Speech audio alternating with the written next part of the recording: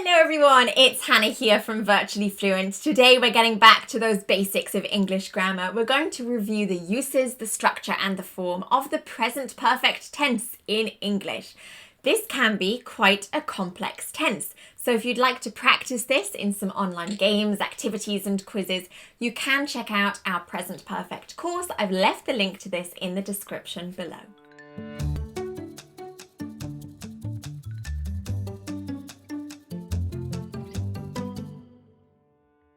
So the present perfect tense is a really nice tense that generally connects the past to the present.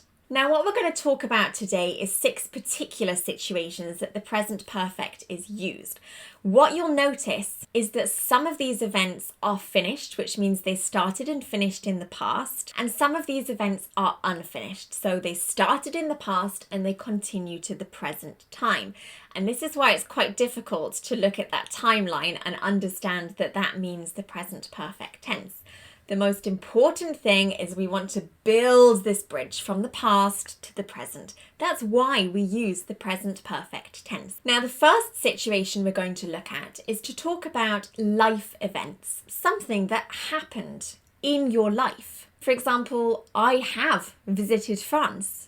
She has read that book. We have seen that film. What we're expressing is that at some point in my life, we have had this experience. Now, the really important thing here is we do not provide a time, a specific day, date, year, time that event happened. Because as soon as we do that, we don't use the present perfect tense, we use the past simple tense instead. So present perfect, none of these time phrases. I have visited France. When?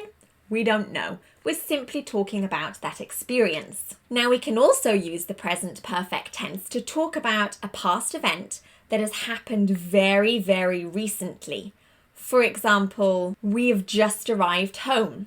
I've recently finished a project. She's just cleaned the room. And luckily we have keywords like just and recently to help us express that this event has been very recently completed in the past. They might look something like this on a timeline. Now we also use the present perfect tense to talk about a change in state. So something was different in the past to now. We don't necessarily need to go into a lot of detail because the actual present perfect tense already expresses this to us. For example, she has become more intelligent. I have improved my English. Human rights have changed a lot. If we review that first example, she has become more intelligent, we understand from this tense that now she is relatively intelligent. And at some point in the past, that level of intelligence was a lot lower. Perhaps she was completely stupid.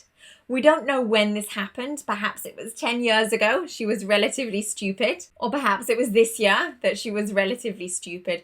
But we understand there has been a change in state from the past to the present time. Now, generally with the present perfect, we have this idea that this is going to continue into the future as well.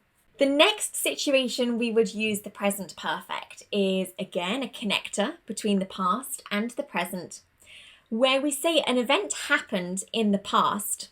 Maybe it's completely finished, which would typically be past simple. However, this past event has a direct impact on the present time. We need something now, or we're talking about something now directly connected to that past event. For example, I've lost my wallet and I need it now. She has broken her ankle, so she can't play football. Where is he? I've called him, but he's not picking up his phone. There are 2 parts to these kind of sentences. That second part is generally the present tense, present simple, present continuous.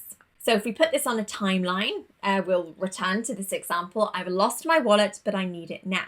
The actual losing of the wallet happened at some point in the past. We don't know when. Right now, present time, while we're talking, I need it. We know that with the present simple. And the reason we use present perfect is because these 2 events are directly connected. This is exactly the same with breaking the ankle. At some point in the past, this person broke her ankle. Right now, this person cannot play football. And there's a direct connection between these 2 events. They tend to be in the same sentence as well, which helps us identify that.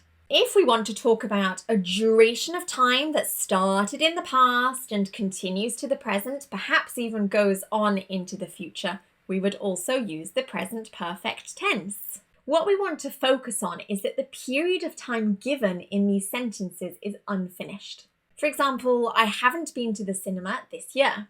I've lived in Barcelona since 1992. We've been married for 10 years. If we return to that example of the cinema, we're talking about the period of a year. Let's take 2019. Now, imagine it's only September. That year, 2019, has not yet finished. You're in this period of time, which means we can't use the past simple tense. We can't say that because the period has not finished yet. So in that case, we use the present perfect. I have not been to the cinema this year. Maybe next month you will go to the cinema. Who knows? Now, the example I've lived in Barcelona since 1992 is a little bit different because what we're doing is not talking about this unfinished period of time. Of course, 1992 would be finished. It has finished in this case. And we want to connect that specific point, 1992, all the way up till now, the present time, and talk about this continuing into the future. On a timeline, it might look something like this.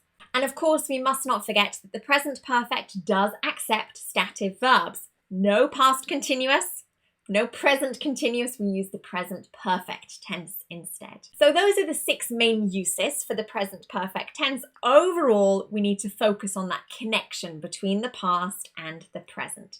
So how exactly do we create this tense? Let's use the example verb, this nice regular example verb of to talk. So in the present perfect, there are 3 parts. We start with our subject, the person completing the action. Then we use the verb to have in the present form. I have, you have, he, she, it has, we have, and they have. And that third part is going to be what we call the past participle. Now, regular verbs tend to end in ed. Unfortunately, we have a long list of irregular verbs. We do have a course and also a YouTube video about the past participle. So if you're not sure how to create it, go ahead and check out those videos. But that is what we need in this tense. Subject, have, has, plus past participle. I have talked. He has talked. And the really nice thing about this is the past participle is the same for every single subject. It does not change. So the only part we really need to focus on is that have becomes has in the third person singular. And it doesn't matter if it's a regular or irregular verb, it's used in the same way. I have read, I have gone. Now we can contract the subject and the verb to have together. I've read, you've, he's, she's, it's, we've, they've read. And this applies to every single verb in English. However, I do just want to draw your attention to 2 very important verbs in the present perfect tense, to be and to go. I have been, I have gone. These follow the same rules.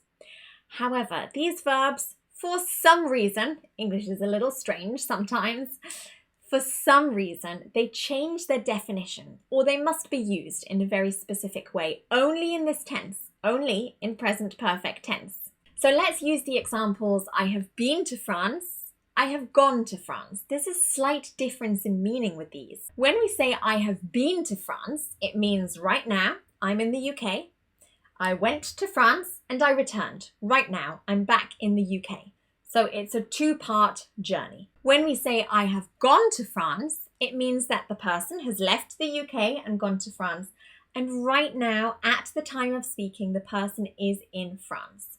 So if you're talking about a holiday or a trip and you have gone and returned, then you must use I have been, not I have gone. So just note those 2 verbs in this tense. In terms of the negative, we simply insert not after our have. I have not talked. And we can contract this to I haven't talked. She hasn't talked. In terms of questions, we always flip the subject and that first auxiliary verb. Have I talked? And we can also insert a question word right at the very beginning if we want. Why have you talked?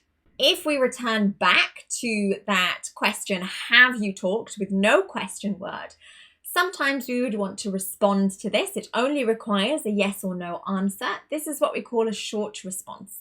Now we want to be nice and polite. Have you talked? We want to say yes or no, but in a polite way, not just one single word. So what we do is we say yes, then the subject and the verb to have. Have you talked? Yes, we have. And of course, in the negative, no, we have not, long form, or no, we haven't, contracted form. So that's how we use the present perfect tense in English. You can review all of this with some other present perfect videos on our website in our present perfect course. I've left that link in the description below. If you learned something new in today's video, go ahead and give it a like. And of course, subscribe to my YouTube channel so I can post a lot more videos with English grammar, pronunciation, vocabulary explanations. This is Hannah from Virtually Fluent, bringing English to life.